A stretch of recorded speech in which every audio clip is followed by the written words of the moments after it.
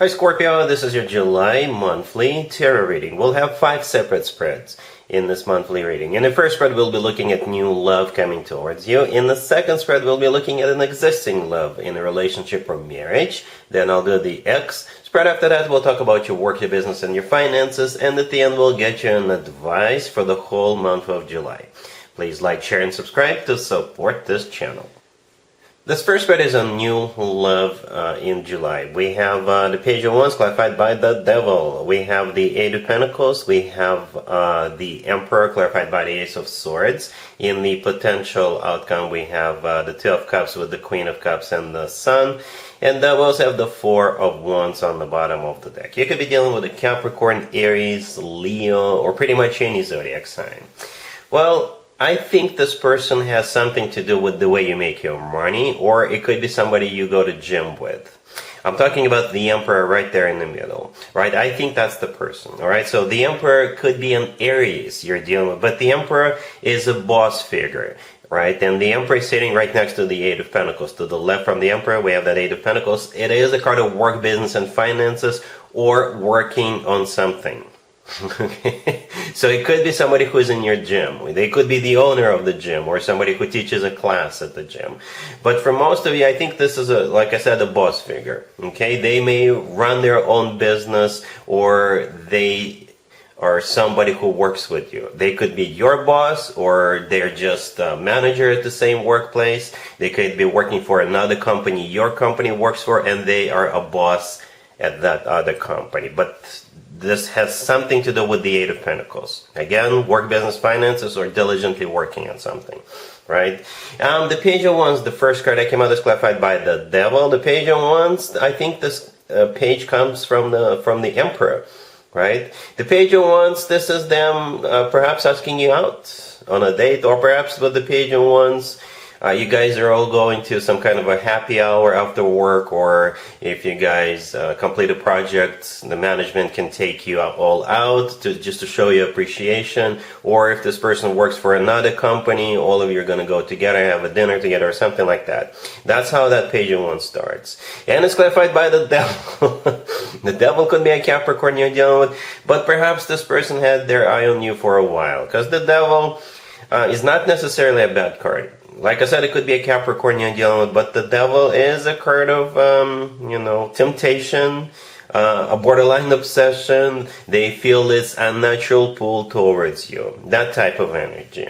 All right. The Emperor themselves is clarified by the Ace of Swords. So I think after that get-together, after that date, after that happy hour, after that dinner, or at some point after that, there will be like a separate conversation with that Ace of Swords, and that's when they will just tell you straight up that they like you, that they want to move forward with you, and it'll almost feel like it's like an outpour of emotions, even though it's an Ace of Swords. But the Ace of Swords is the Ace of Truth.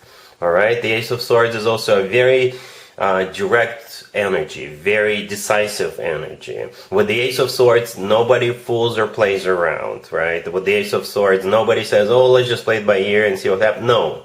With the Ace of Swords, somebody is being very upfront, okay? And I'm sure they're going to be talking to you about how they feel, and they want to take it to the next level with you. Right, and speaking of the next level, we have the Two of Cups with the Queen of Cups and the Sun and the potential outcome.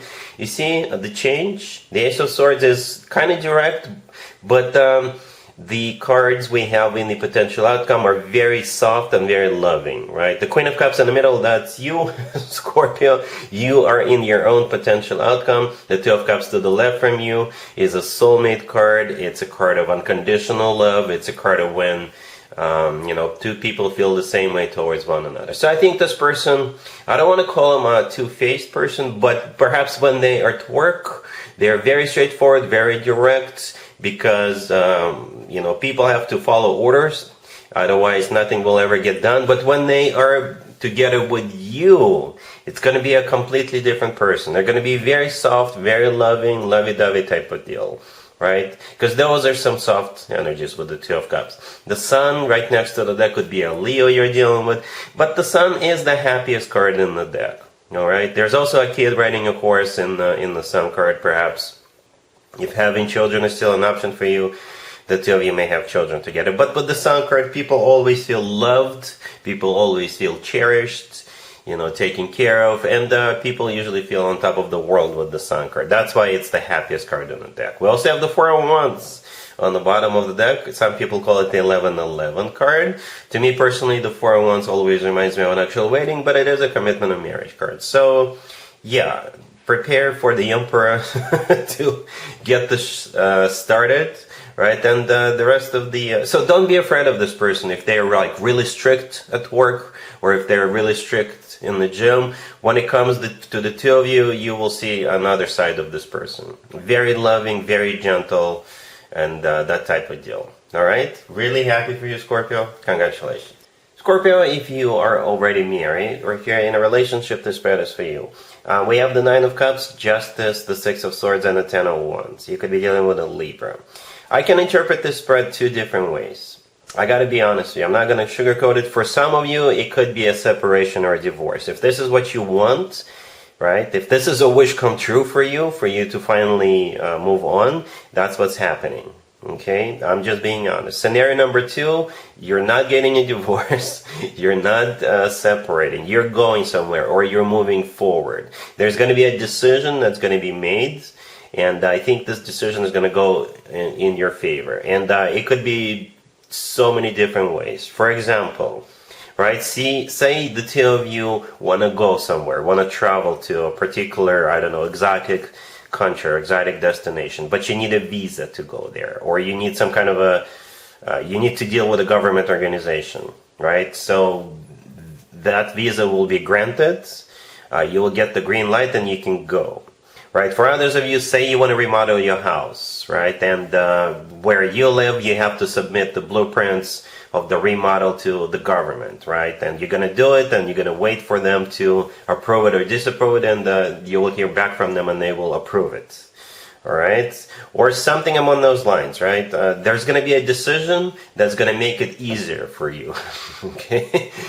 So yeah, let's not talk about the divorce. We already talked about it, right? Let's talk about the remaining scenarios. The Ten of Wands on the bottom of the deck is a card of a burden. Something that's taken a toll on us. Perhaps you have to get all the paperwork together and submit it with either another country's consulate or with your local government, right? And there's going to be a decision, right? Justice is that government organization or what have you, right? It could be a bank, right, for some of you. The Nine of Cups, the first card that came out, is a card of a wish come true. It's a card of satisfaction and fulfillment. And the Six of Swords right next to the deck, this is either you going to that destination or you're just finally moving forward. Because the Six of Swords is not only a card of literally going somewhere, it's also a card of some kind of a rough patch being over. It's a card of things getting better or a forward movement because things will finally get better. Alright, I hope that makes sense. Alright, cool. Let's see if anybody comes back from the past for you, Scorpio, in July. Keep in mind, it doesn't have to be the most recent ex. And in your case, it doesn't even have to be an ex. It just could be somebody from your past. We have the Ace of Swords clarified by the Four of Cups. We have the Three of Pentacles, the Two of Cups clarified by Death. And we also have the Six of Cups on the bottom of the deck. You could be dealing with pretty much any zodiac sign. I can tell you for sure who this is. If you can think of someone who had a drinking problem or a using problem or a gambling problem, something that, or they had something that was completely unacceptable to you, something this person did on a daily, weekly, or random basis was unacceptable to you, and perhaps that was the reason why the two of you didn't get the show on the road. If this was not your ex, but you perhaps tried to get together with them, or that was the reason why the two of you broke up. Okay, when this person shows back up, they will tell you that they no longer do whatever it was that was unacceptable to you. Again, drinking, using, gambling, what have you. Okay, they no longer do it. All right. Perhaps they went through counseling or some kind of I don't know. Anyway, the Six of Cups on the bottom of the deck is a soulmate card. It's one of the 2 soulmate cards, by the way. And it's also a card of somebody coming back from the past. And the Six of Cups could be an ex, but for some of you, it's just someone from your past. The first card I came out is the Ace of Swords. It's clarified by the Four of Cups. The Four of Cups is a card of a rejection, right? But in this case, this is a rejection of that one thing that was unacceptable to you. Okay? The Ace of Swords is them cutting it out. Alright? And when they do come back, they will let you know that they no longer do it. The Three of Pentacles, the next card over, it could play out a couple of different ways. Perhaps they did went through counseling, right? They did went through some kind of a meetings, and that's what helped them.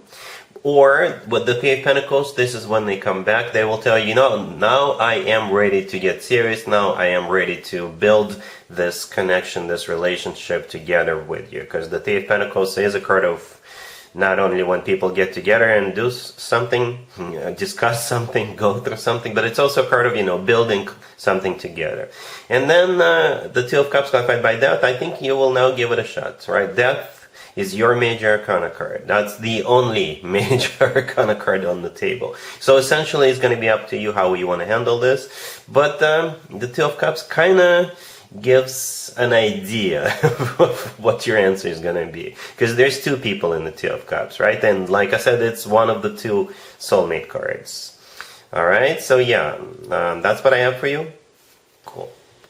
Let's talk about your work, your business, and your finances, Scorpio. In July, we have the Seven of Cups, the Nine of Pentacles, the Chariot, and Death on the bottom of the deck. To be honest with you, Scorpio, the very first thing I thought of, this spread belongs to a person who no longer has to work, and they're going to go travel. Okay? Perhaps this is just in July. Perhaps you're going on vacation. But the Nine of Pentacles, the second card that came out, this is a fantastic card to have when it comes to work, business, and finances, right? The Nine of Pentacles is a card of somebody who is enjoying their financial situation, somebody who's got money in the bank, somebody who doesn't have to work or they don't have to work that much, all right? The Seven of Cups to the left is a card of a multiple choice. Yeah, you're looking at your options and you're trying to figure out where you want to go, what you want to do next. Right, the Chariot right next to the deck could be a Cancer you're dealing with, but the Chariot could be a card of travel, like literally going somewhere. Okay, the Chariot could also be a card of a vehicle. Perhaps what you're doing here is you're purchasing a new car. Right now that you've got some extra cash or you've got enough money saved up, you could be looking at different makes and models with that Seven of Cups. Right? For others of you, perhaps you've got multiple job offers, right? And you are in high demand because you're really good at what you do, right? Death on the bottom of the deck is your major arcana card, all right? And it's always a good sign to have your own major arcana card in your own reading. Perhaps you're going to go on a business trip, right? And you're going to kill it and you'll get a lot of respect from people you work with.